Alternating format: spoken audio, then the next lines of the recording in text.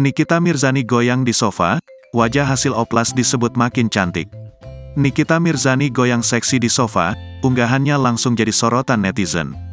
Dalam postingannya di TikTok, ibunda Loli tersebut mengenakan kaos krem yang berpotongan tanggung dipadukan dengan rok berwarna krem. Awalnya, Nikita Mirzani melakukan lip sync dengan lagu Cikini Gondang Dia dari duo Anggrek. Ibu 4 anak tersebut pun bergantian bernyanyi dengan komedian komika Diki Divi. Sayangnya dalam postingan tersebut, Nikita Mirzani juga terlihat goyang seksi di sofa. Dia menampilkan gaya menungging di atas sofa. Nikita juga tak segan menggoyangkan pinggulnya sambil bernyanyi dan melihat ke arah kamera. Kontan, unggahan ini pun dibanjiri komentar netizen. Namun bukan menyoroti aksi joget seksinya tersebut, banyak warganet yang menyoroti wajah Nikita Mirzani.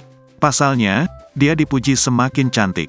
Beda dengan TikTok yang memuji mantan istri Antonio Dedola, Nikita Mirzani justru disebut mirip Lucinta Luna ketika postingan yang sama dibagikan ke Instagram.